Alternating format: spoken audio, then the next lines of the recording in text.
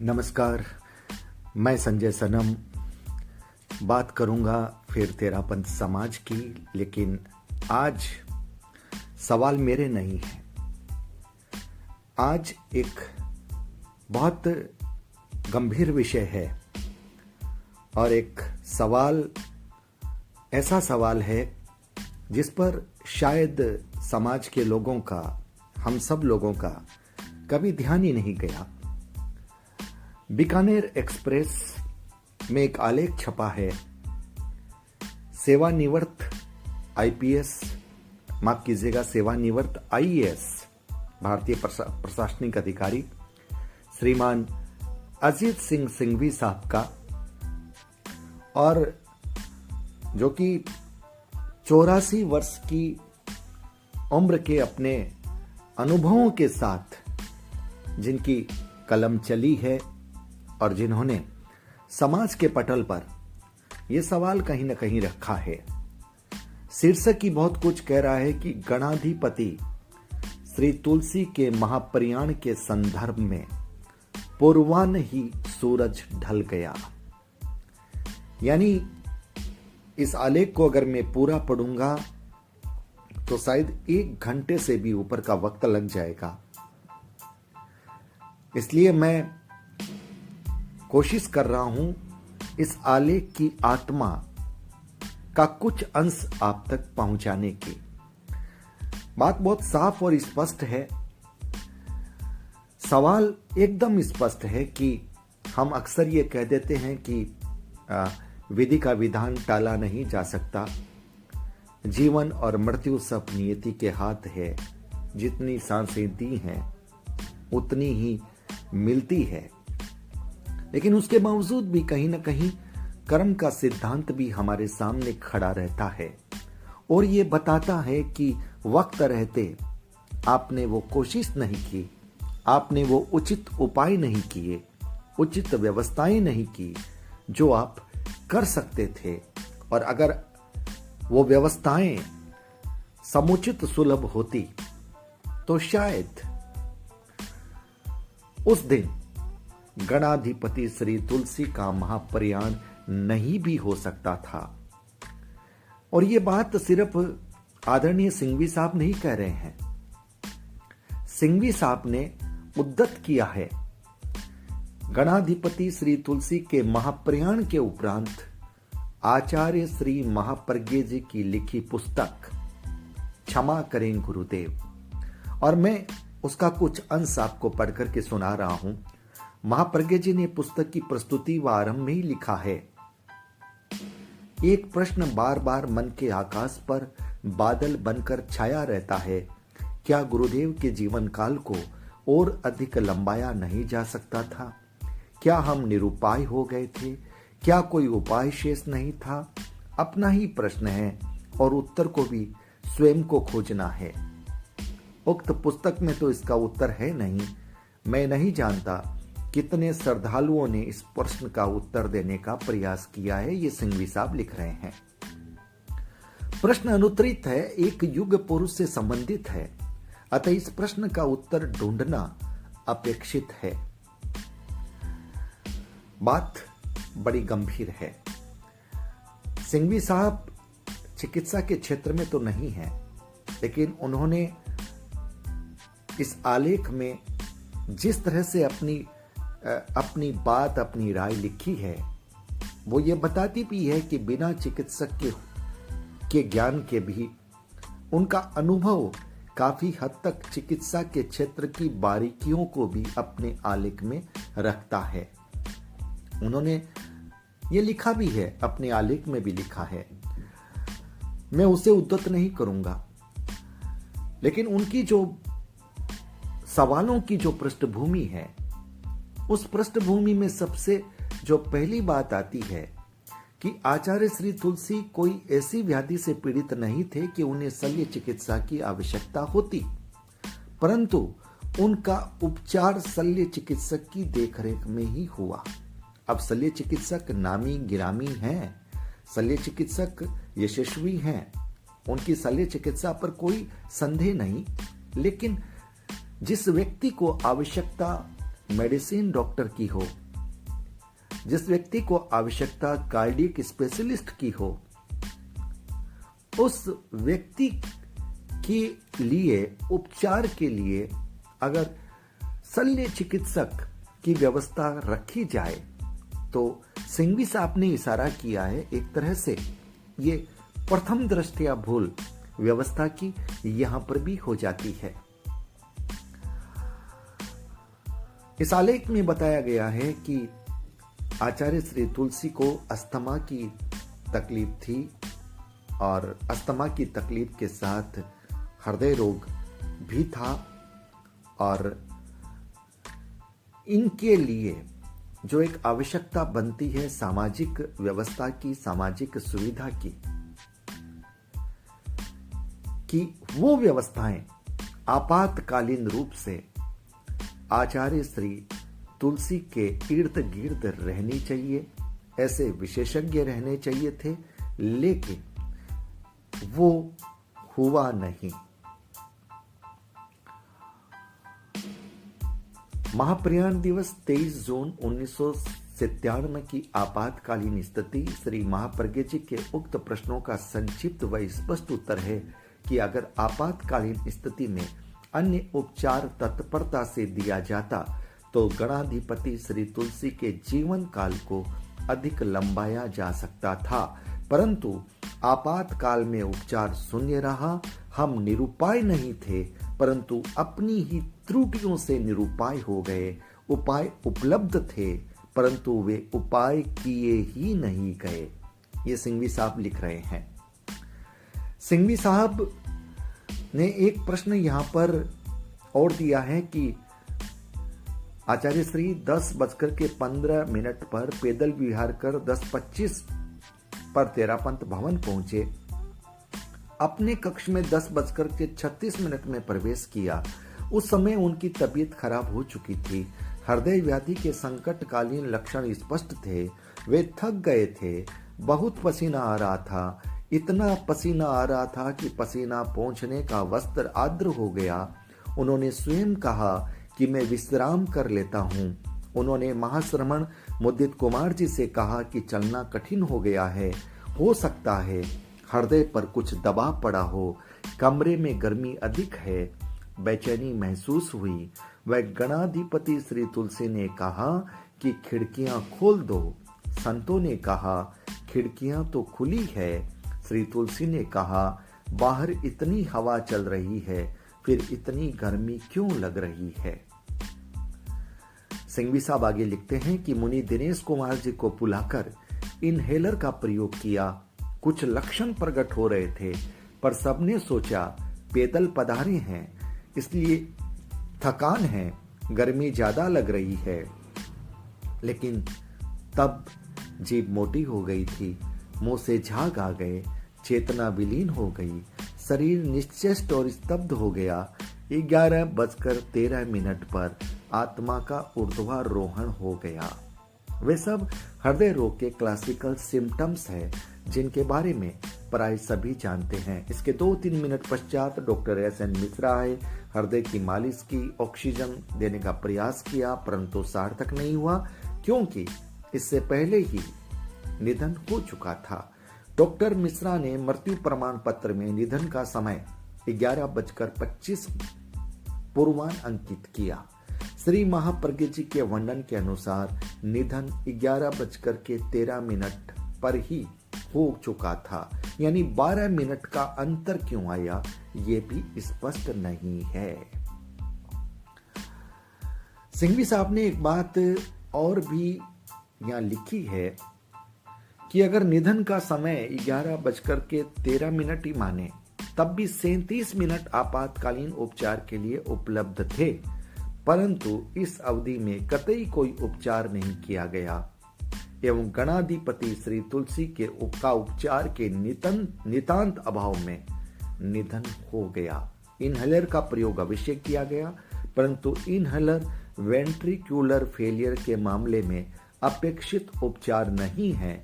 इसका कोई प्रभाव हुआ भी नहीं। तत्वतः यह शून्य उपचार का मामला है। एक सवाल इन्होंने यहां भी रखा है कि आपातकालीन औषधियां नहीं दी गई। प्रत्येक संभावित हृदय रोगी के पास चारों पहर आपातकालीन औषधि टेबलेट रखी जाती है। दीर्घकालीन श्वास रोग, अत्यधिक परिश्रम, दीर्घकालीन constipation, heart failure, ventricular failure, ये जो हैं के कारक हैं। गणाधिपति श्री तुलसी के साथ तो तीनों समस्याएं थी। उनके पास हृदय रोग से त्वरित संरक्षण हेतु ऐसी आपातकालीन औषधि अवश्य रखी जानी चाहिए थी। ऐसा नहीं किया गया। सामान्य सा त्वरित उपाय था जिसे गणाधिपति श्री तुलसी वंचित रहे और महाप्रयाण का समय आ गया। पूर्वाह्न में सूरज ढल गया और नीरज की ये पंक्तियां, कारवां गुजर गया, हमको बार देखते रहे। बहुत सारे सवाल सिंघवी साहब ने बड़े ही तर्क के साथ और बिल्कुल चिकित्सीय ज्ञान को समाहित करते हुए उन्होंने लिखे हैं। उन्होंने कुछ सवाल भी किए हैं। मैं कुछ पंक्तियां आपको पढ़ के सुना रहा हूं इस आलेख में से। उन्होंने ये कहा है कि आप में से कुछ ये भी सोचते होंगे कि विधि का विधान कौन टाल सकता है। 1000% मिथ्या सोच है। अगर विधि का विधान ही अंतिम सत्य होता तो श्री महाप्रज्ञ जी ये प्रश्न ही नहीं करते कि क्या गुरुदेव के जीवन काल को और अधिक लंबाया जा सकता था। क्या हम निरुपाय हो गए? क्या कोई उपाय शेष नहीं था तो क्या हमने उसका सम्यक प्रयोग किया? विधि के विधान को अंतिम सत्य मानकर श्री महाप्रज्ञ जी मौन नहीं रहे। पुरुषार्थ वह है जो भाग्य की रेखाएं बदल देता है। अब सिंघवी साहब का बहुत बड़ा सवाल ये समाज के पटल पर मैं रख रहा हूं और इस विषय को आप तक पहुंचाने का एक उद्देश्य मुख्य रूप से यह है। सिंघवी साहब के इस शब्द हैं, मैं सिर्फ आवाज दे रहा हूं। समाज के तथाकथित विद्वान एवं बुद्धिजीवी स्वनिर्मित मिथ्या अहंकार के प्रभा मंडल में विचरण करने वाले, ध्यान से सुनिएगा क्या कह रहे हैं सिंघवी साहब। मैं पुनः इस लाइन को पढ़ता हूं क्योंकि थोड़े से शब्द विशुद्ध हिंदी के हैं, टिपिकल हैं। एक बार और पढ़ के सुना देता हूं ताकि सभी लोग समझें कि सिंघवी साहब इस आलेख के माध्यम से समाज को क्या संदेश देना चाहते हैं।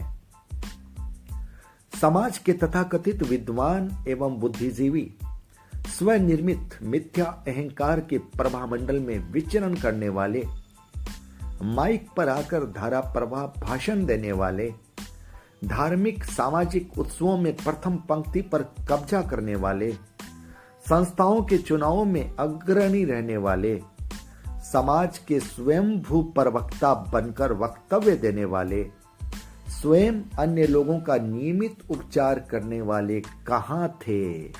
सवाल, बहुत बड़ा सवाल। जब गणाधिपति जी की व्याधियों के निरंतर उपचार को व्यवस्थित करने की आवश्यकता थी, वे तमाम लोग उन आपातकालीन अंतिम समय में कहां थे? वे उन आपातकालीन अंतिम 49 मिनटों में कहां थे जब आपातकालीन उपचार की त्वरित आवश्यकता थी?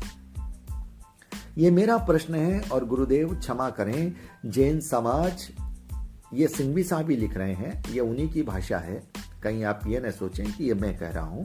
ये मेरा प्रश्न है और गुरुदेव क्षमा करें, जैन समाज आपातकालीन अंतिम 49 मिनटों में भी आपका कोई उपचार, आपका कतई कोई उपचार नहीं करा सका एवं आप महाप्रयाण कर गए।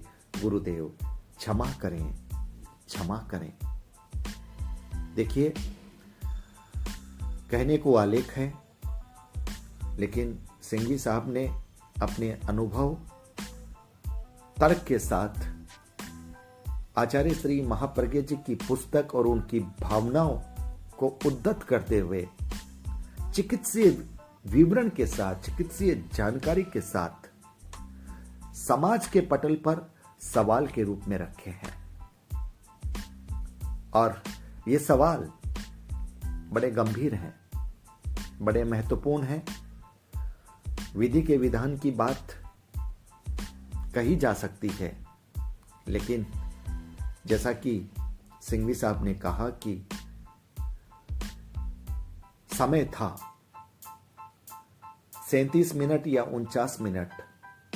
अगर आचार्य श्री महाप्रज्ञ जी के समय का आंकलन किया जाए तो संभवतया 37 मिनट मिलते हैं, और अगर डॉक्टरी प्रमाण पत्र के हिसाब से समय का आंकलन किया जाए तो 49 मिनट का समय था।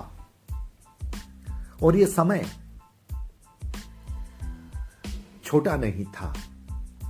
आपात कुछ व्यवस्थाएं पुरुषार्थ के रूप में की जा सकती थी। अगर उसके बावजूद भी अगर आचार्य श्री तुलसी जी के आयुष्य को लंबा नहीं किया जा सकता, तब निश्चित रूप से यह कहा जा सकता था कि यह विधि का विधान था।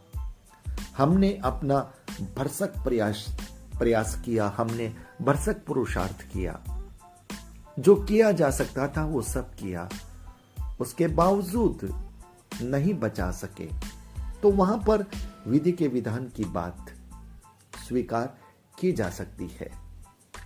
सिंघवी साहब ने अपनी भावनाएं जिस रूप में व्यक्त की है, वहां दर्द भी है, पीड़ा भी है, विक्षोभ भी है, आक्रोश भी है कि समाज के अग्रगण्य लोग जब ये जान रहे थे कि आचार्य श्री गणाधिपति तुलसी जी का स्वास्थ्य अनुकूल नहीं है, तो उन्हें उस वक्त की चिकित्सा सुविधा, आपातकालीन व्यवस्था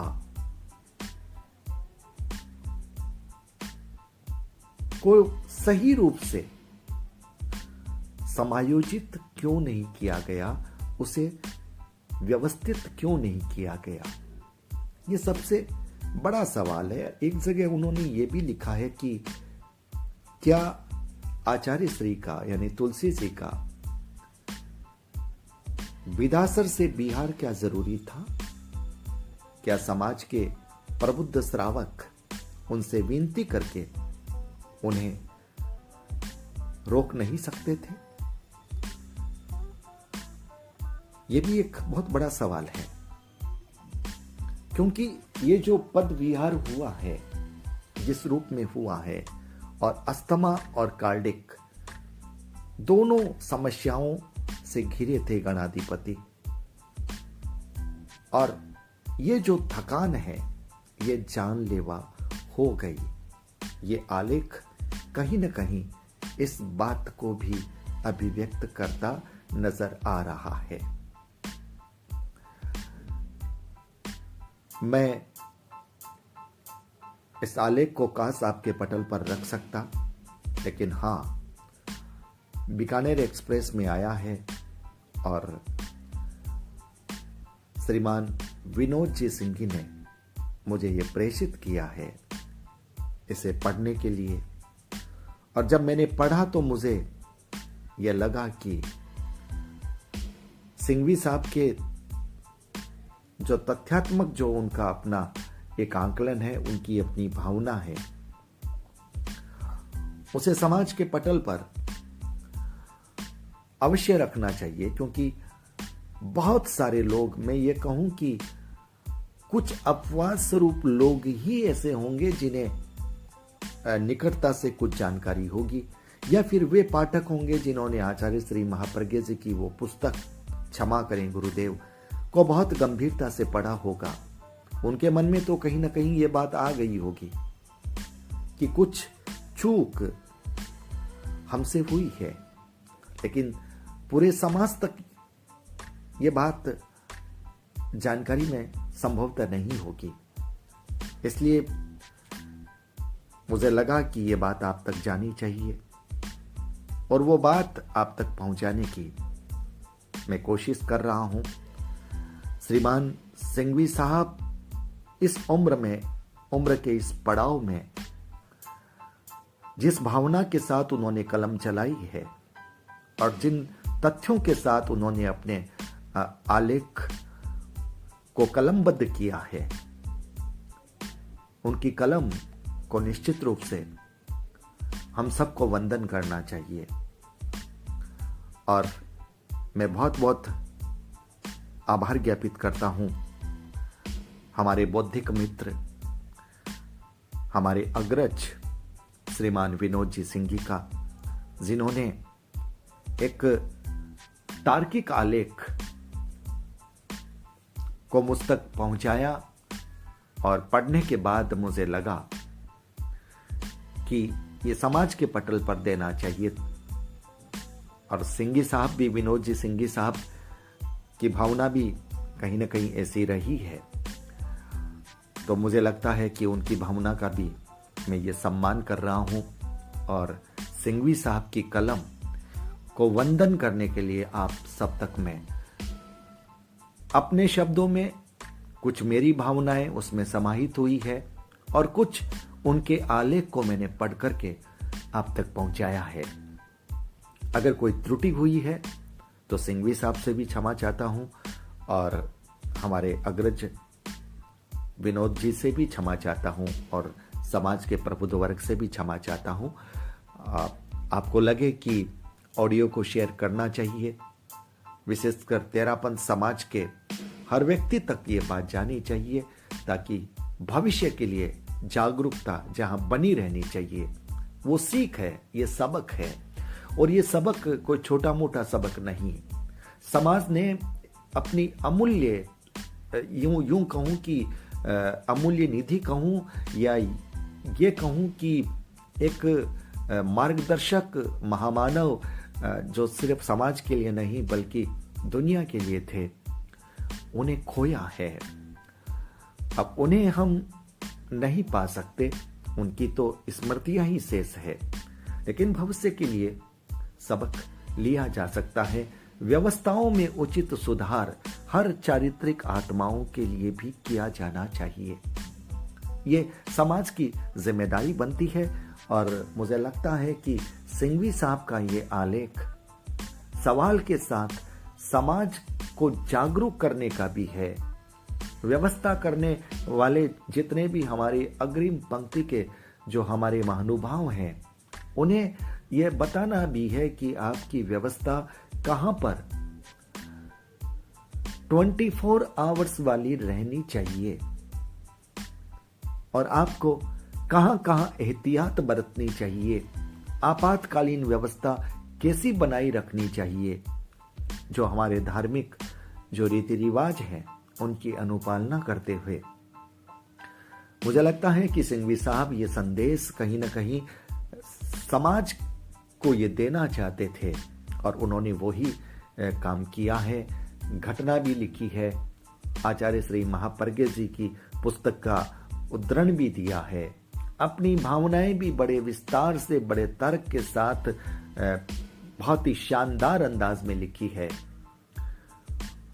बीकानेर एक्सप्रेस के इस पत्र में कि जो है आलेख आया है, मैं बीकानेर एक्सप्रेस के प्रकाशक और संपादक जी को भी बहुत बहुत साधुवाद देना चाहूंगा कि आपने अपने पत्र में एक ऐसे आलेख को बहुत बड़ा स्पेस, तकरीबन 3 पेज, जब कलम में वजन होता है, जब शब्दों में आवाज होती है, तो फिर जगह तो बन ही जाती है। ये बात भी सही है, लेकिन फिर भी बहुत बहुत साधुवाद। और व्यूअर्स, अब आपका दायित्व बनता है तेरापन समाज के लोगों का, बल्कि मैं तेरापन समाज से बाहर भी बात करूं। आचार्य श्री तुलसी, गणाधिपति आचार्य श्री तुलसी सिर्फ तेरापन समाज का नहीं, सिर्फ जैन समाज का नहीं, बल्कि यूं कहूं कि पूरी दुनिया के लिए एक मार्गदर्शक के रूप में जिनके अंदाज में दार्शनिक पुट भी था, जिनके अंदाज में पुरुषार्थ का पुट भी था, जिनके पास ज्ञान भी था, जिनके पास औज भी था, जिनके पास जोश भी था, जिनके पास संयम भी था। एक ऐसे युग पुरुष की जब बात चल रही है तो सभी को उसका सम्मान करते हुए उनकी जीवन की इस बात को, और लिखने वाले भी बहुत अनुभवी हैं, भारतीय प्रशासनिक सेवा में आईएएस के रूप में जिन्होंने अपनी सेवाएं दी है, सेवानिवृत्त हैं और अभी 84 वर्ष की उम्र के पड़ाव पर हैं और बहुत सजग और सक्रियता के साथ जो कलम का धर्म निभा रहे हैं। ऐसे सरस्वती पुत्र की कलम को वंदन करने का अवसर मिल रहा है तो उसे वंदन भी करना चाहिए, अभिनंदन भी करना चाहिए। बहुत बहुत आभार। नमस्कार।